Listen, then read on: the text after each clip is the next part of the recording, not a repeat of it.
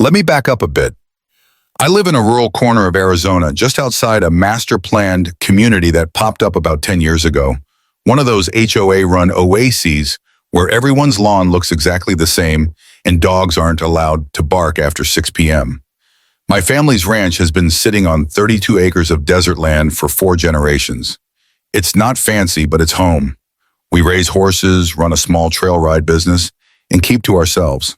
There's only one way in and out of my property, a private easement road, 0.6 miles long, gravel and dirt, that cuts through the edge of the HOA development. It's a legal access road, grandfathered in long before the first cookie-cutter stucco house ever broke ground. I've been using it for years. My father used it. His father before him did too.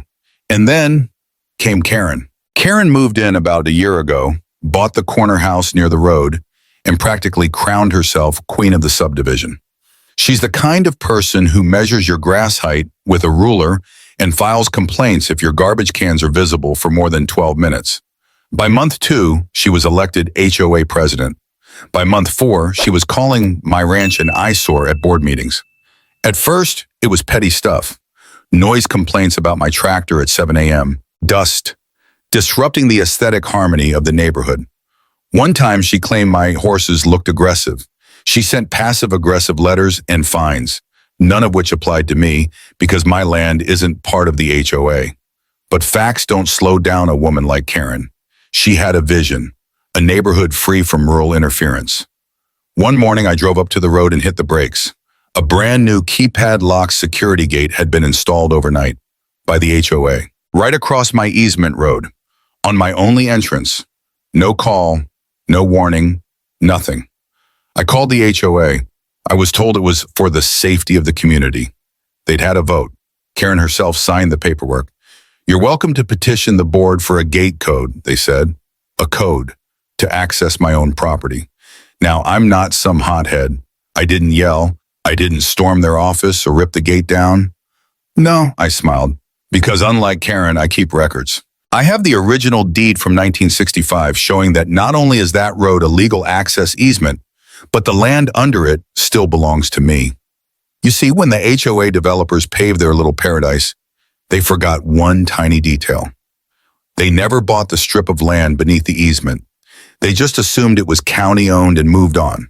So, technically, they built a gate on my property.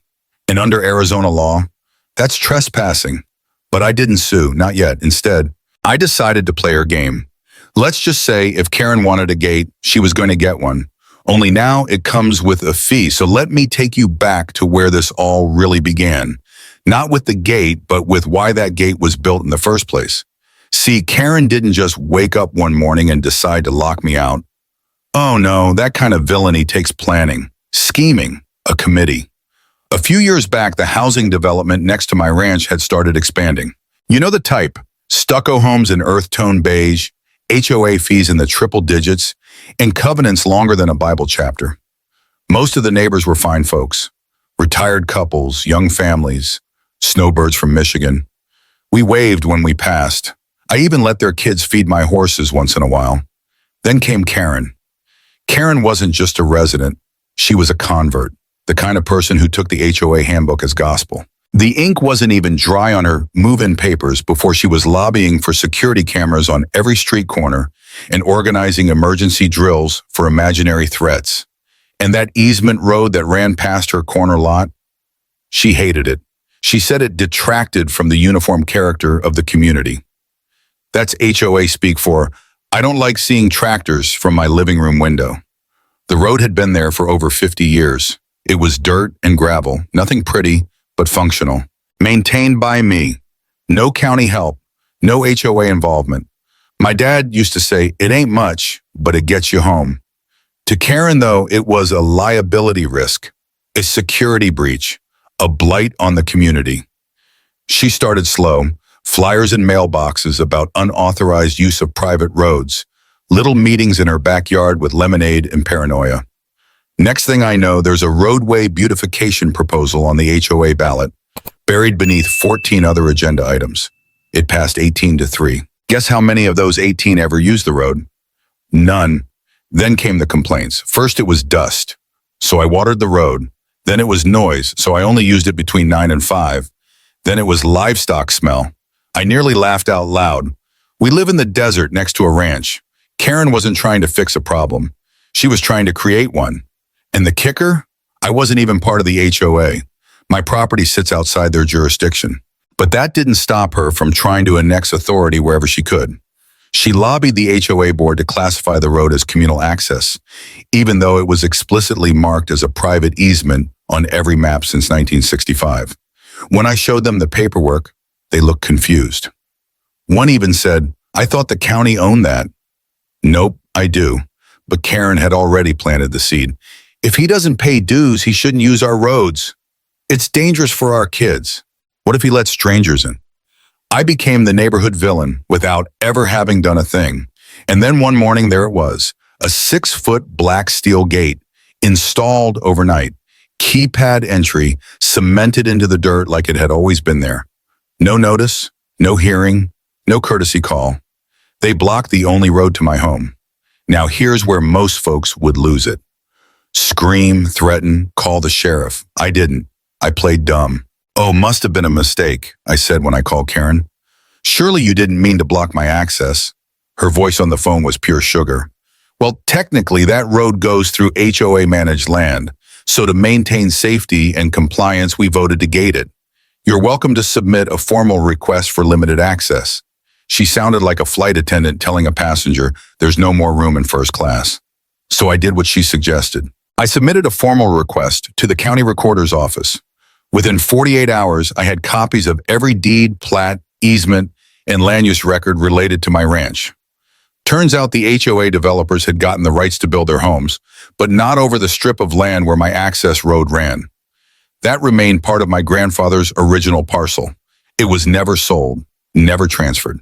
The HOA had paved over land they didn't legally own. I even found a clause buried in a 1987 zoning document stating that perpetual easement access must be maintained to Parcel B for agricultural and residential purposes. That's me. Parcel B. So now I had two things.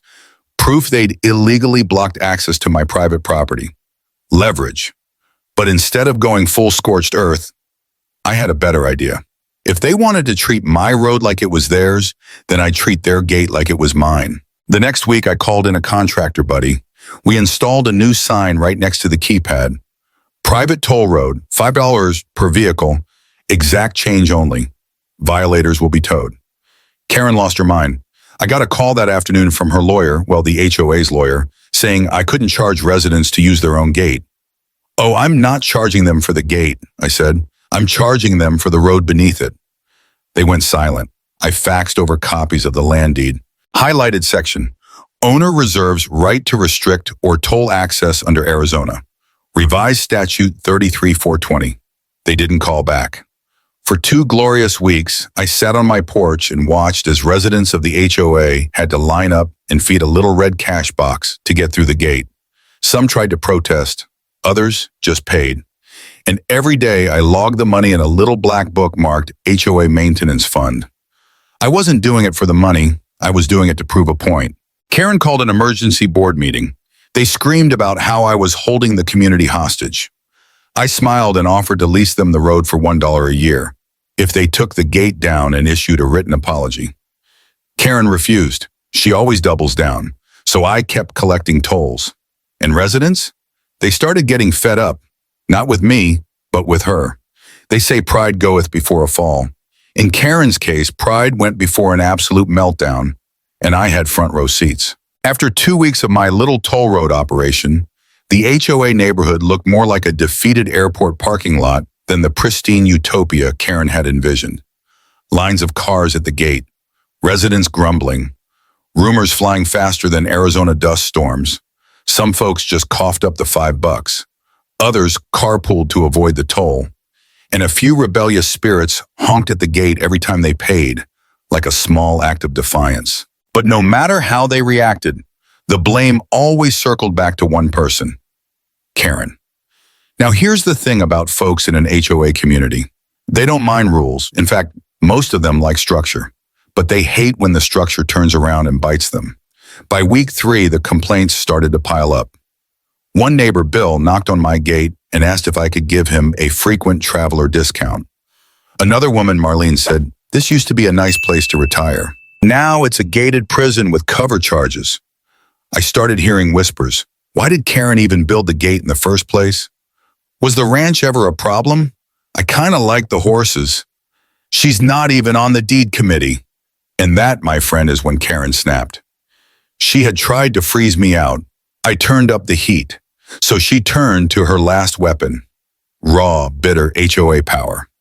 On a Tuesday morning, just before dawn, I heard a strange clattering near the edge of my property. I stepped out with my coffee and saw two HOA board members, not residents, literally measuring the distance between my fence and a mesquite tree.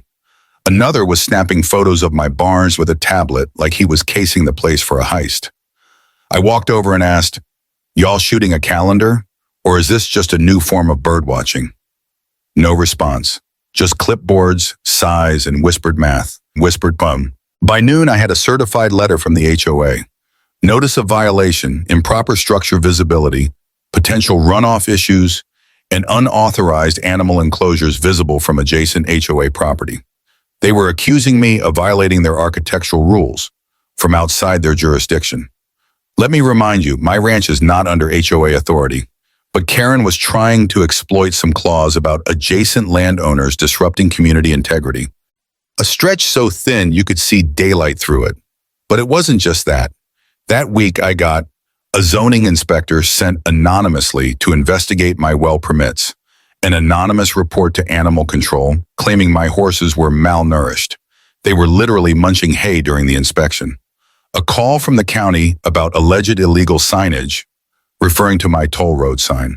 You want to talk escalation? Karen brought an artillery of bureaucracy. But see, here's the beautiful part. The more she pushed, the more she exposed herself. Because every single time she filed a complaint or triggered an inspection, she left a paper trail. And she made a crucial mistake. She filed several under her own name using the HOA's letterhead. Turns out misusing official HOA documents for personal retaliation? Yeah, that's illegal. I quietly started gathering everything. Emails, inspection reports, voicemail transcripts. A neighbor slipped me a copy of the last board meeting minutes where Karen admitted to pursuing personal action against me. It was all adding up to something glorious. But first, I had to survive the final act of petty tyranny. Week 5, middle of July. Heat like a blast furnace. I'm outside repairing a fence post when the fan in my workshop cuts off. Then the house, then the water pump. I check the breakers. Nothing's blown. I walk the quarter-mile up to the meter and find the unthinkable. The HOA had locked out my power box. They claimed it was on a shared grid access point that serviced both the HOA and the ranch. And due to security concerns, they decided to temporarily disable access to unauthorized users. They literally cut my electricity in Arizona. In July, I called the power company. They said the HOA filed the service request on behalf of the property. I said, "That's funny, because I own the property." The supervisor sighed. "This isn't the first time we've had issues with that HOA. File a report. We'll expedite restoration." It took 2 days. 2 days of generator power. 2 days of hauling water by hand for my horses. 2 days of sweat, swearing, and fantasizing about lawsuits. But something unexpected happened during those 2 days. The neighbors started showing up. One brought me ice, another dropped off bottled water. 2 different folks asked if they could help get Karen fired. One even said, "We didn't sign up for this kind of dictatorship." Turns out nothing unites a neighborhood like a common enemy and a 5-hour toll booth. A week later, the HOA held an emergency community forum. The agenda, discussion on infrastructure issues related to easement gate. Karen showed up dressed like she was accepting an Oscar. Clipboard, matching visor, sunglasses inside. What she didn't know, half the neighborhood had already seen copies of the deed I posted online. I titled it, "Why You're Paying Me to Use My Road, a Legal Overview." I attended the meeting, sat quietly in the back. Karen got up and said, "We must protect our community from external disruption. The gate was meant to maintain safety." Someone stood up and said, "My mailman had to pay $5 to deliver a package." Another, My Uber driver refused to come in. I had to walk 2 blocks. And then, like dominoes, why didn't we know the road wasn't ours? Why wasn't this voted on properly? Who gave you permission to file code complaints on your own? Karen tried to pivot, blamed the board, blamed loopholes. She even tried to blame me, said I was profiting off of community infrastructure. That's when I stood up. I calmly walked to the front, unfolded a stack of papers, held them up. This is the deed. This is the plat map. This is the 1987 zoning requirement. And this, I held up one last page, is a petition signed by 43 of your neighbors requesting your immediate removal from the board. Dead. Silence. Then applause. Slow at first, then louder. And just like that, the queen of the HOA lost her crown. You'd think, after being booted from her throne, Karen would take the loss with a little grace. Maybe take up gardening, maybe reevaluate her choices. But you don't know Karen. See, some people lose power and move on. Karen loses power, and she plots revenge. After the HOA board voted to remove her as president, things quieted down for about a week. The toll road still stood, but I dropped the fee temporarily as a show of good faith. I figured the war was over. I should have known better. Karen didn't want justice. She wanted me gone. It started small. A neighbor told me someone had been asking questions around the development, poking into my finances, my trail ride business, even my water usage. Then my Yelp page suddenly got flooded with 1-star reviews, all from accounts with no photos, no other reviews, just vague nonsense. This place is dangerous, poorly managed. Saw dead animals on the trail. Owner was rude and unprofessional. One even claimed I threatened a child with a rake. I don't even own a rake. Then came the inspection letters. One from the State Department of Water Resources. One from the County Health Office. One from the Zoning Board, all within 2 days of each other, all triggered by anonymous community concerns. Funny how all those concerns use the exact same phrasing, ongoing risk to community safety. I could smell the Karen all over it, but the kicker came when I got a certified letter from a law firm downtown. Karen had filed a civil nuisance complaint against me. She was trying to sue me in small claims court for emotional distress, claiming that my toll road had created anxiety, social strain, and financial hardship for residents. Let that sink in. She blocked my only road, forced me to charge a toll, got removed from the HOA board, and still tried to sue me. So I did what any red-blooded American with a scanner, a stapler, and a healthy grudge would do.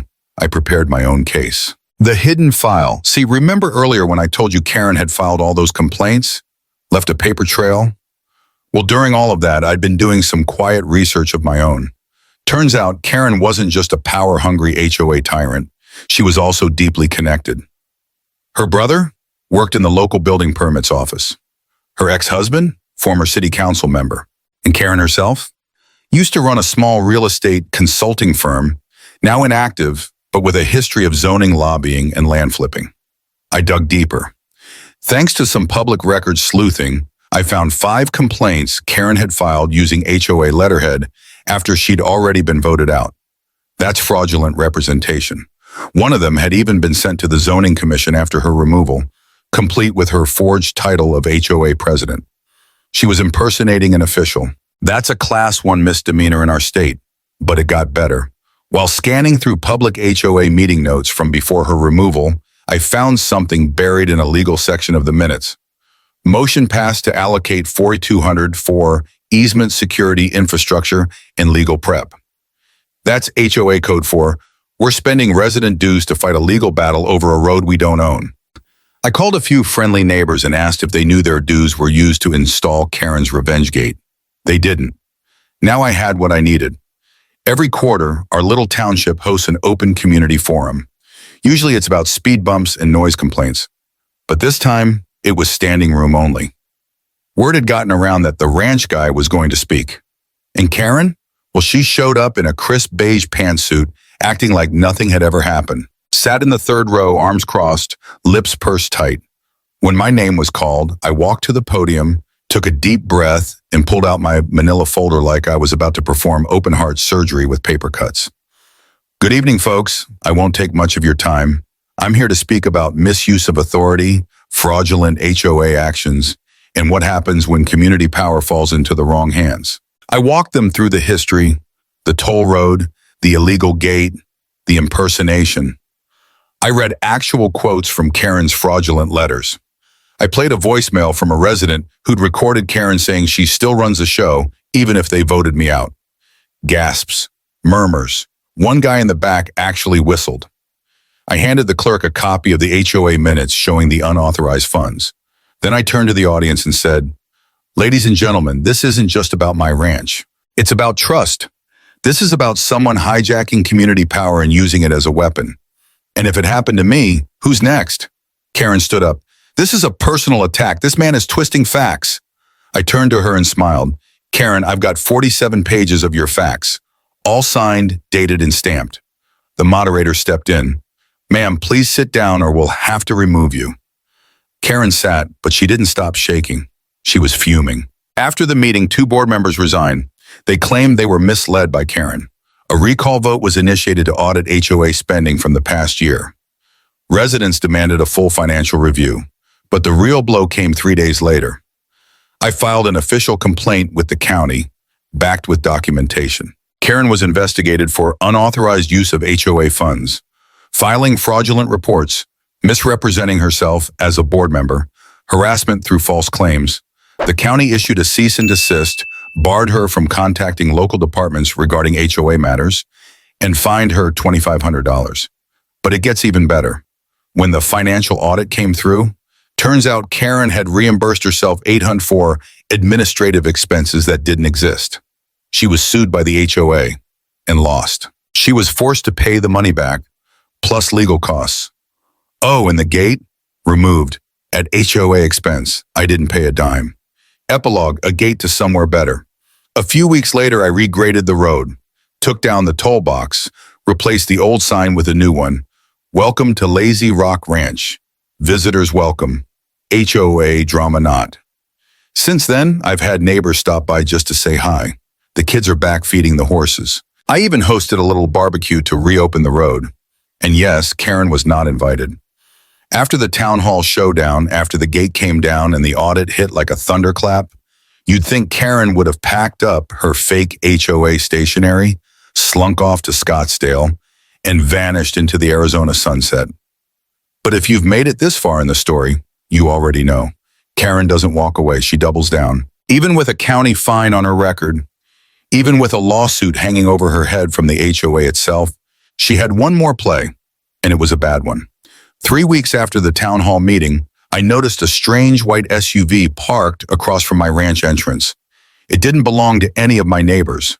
Sat there for hours, came back again the next morning, and the next. I thought maybe it was someone casing the place, maybe a developer eyeing land.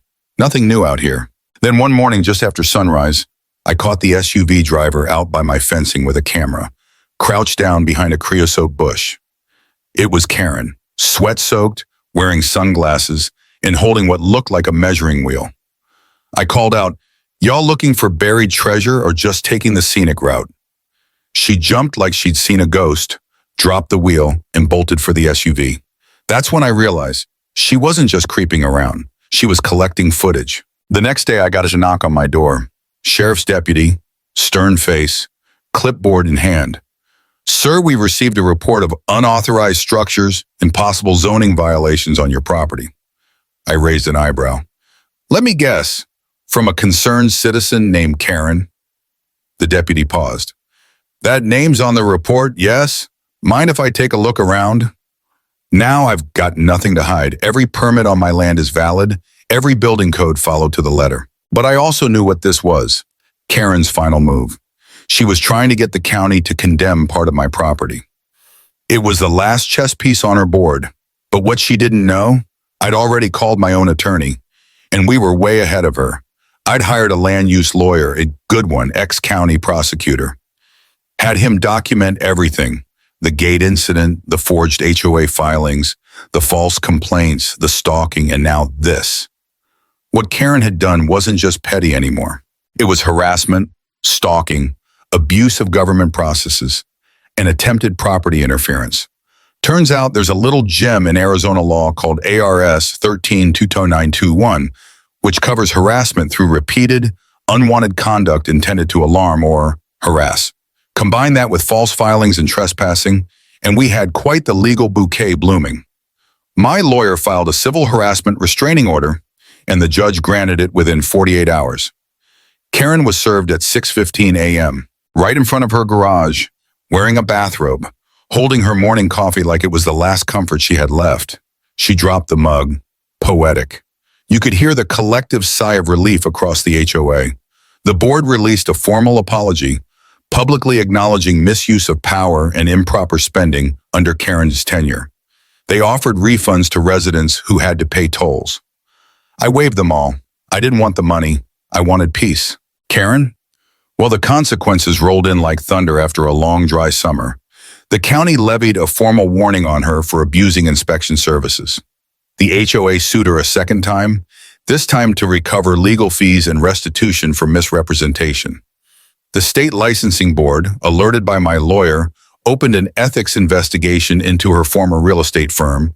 Turns out she'd never properly closed it, and some of her consulting advice had crossed into illegal territory. And yes, she was arrested, charged with criminal trespassing and filing false reports. Misdemeanor, sure, but enough to leave a mark, enough to finally stop her. When the news broke, it spread like wildfire through the community Facebook group. There was even a post titled, "Queen Karen has fallen. Long live common sense." With the drama behind us, I turned my focus back to what I love: the land, the animals, the quiet. I reopened the trail ride business, but this time with a little extra charm. I built a small community garden near the road, open to neighbors. No tolls, no fees, just a sign. No fences, no fuss, just grow. Folks came out. They planted tomatoes, squash, even watermelons. Kids who used to be told not to look at my property, now they stop by to feed carrots to the horses. People say the place feels different now, lighter, free. And I'll tell you something, one neighbor, Marlene, remember her? She came by with her little granddaughter one afternoon and said, "It's funny, you know, we moved here thinking the HOA would protect us. Turns out the guy with the dirt road and horses was the only one looking out for us the whole time." I didn't say anything, just smiled, handed her a bag of fresh peaches from my tree. In her quest to control a community, Karen lost everything that made her part of one. She forgot that power doesn't come from a clipboard or a bylaw. It comes from trust. And once you break that, no rule book in the world can fix it. She tried to fence me out, tried to gatekeep, manipulate, punish. And in the end, she got locked out of the very world she tried to dominate. Her house eventually sold, quietly, for a loss. Rumor is she moved to California, started over, maybe found a new HOA. God help him. The sun still sets behind the mesquite trees. My dog still barks at jackrabbits like they owe him money. The road, still dusty, still mine, and wide open. No gates, no tolls, no Karens, just a sign that reads, Lazy Rock Ranch, founded on respect, protected by law. Let's talk straight, because if you've watched this whole story, through the toll road, the fake fines, the gate, the lawsuit, the town hall meltdown, and the mug-dropping restraining order, then you already know this wasn't just about a ranch. This was about respect. Respect for the law, respect for neighbors, respect for boundaries, literal and personal. But there's always that one person in every community who thinks they're above it all. They weaponize rules, twist bylaws like pretzels. They think being loud is the same as being right. They're the HOA Karens of the world. And here's the truth they don't want to hear. No matter how many committees you chair, you can't committee your way out of the truth. You can't gate off what you don't own. You can't fine people into silence. And you definitely can't hide behind a clipboard forever. The HOA was created to protect communities, not become little kingdoms for self-appointed royalty. But Karen forgot that. She tried to play sheriff, judge, jury, and zoning officer. And in the end, all she did was torch her own reputation. And you know what? That's the part that hits the hardest. Because the worst punishment for a Karen isn't jail. It's not fines. It's not even public humiliation. It's being ignored. It's walking past the neighbor she once terrorized and realizing, No one waves anymore. No one trusts her. No one listens when she talks. Because respect, like access roads, is earned, not seized. So if you're watching this and you happen to know a Karen, maybe she's on your board. Maybe she lives next door. Or heck, maybe she's you. Here's the message. Don't use rules to hide your fear. Use community to build trust. Knock on doors instead of writing letters. Have conversations instead of filing complaints. Because one day you might find yourself fenced in by your own arrogance, and no one's going to hand you a gate code. Now, I want to hear from you. Have you ever dealt with a Karen in your HOA or neighborhood? What's the pettiest rule someone's ever tried to enforce on you? Or maybe, what petty revenge story do you still smile about? Drop your story in the comments. I read every single one. And if you like this video, give it a thumbs up. Subscribe for more true stories of justice, drama, and a little bit of cowboy logic. Share this with a friend who's dealt with their own Karen, or is one. Hey, self-awareness is a gift. Thanks for riding along with me. Until next time, keep your fences low, your neighbors close, and your deeds in a fireproof box. End of series. Lazy Rock Ranch versus HOA Karen.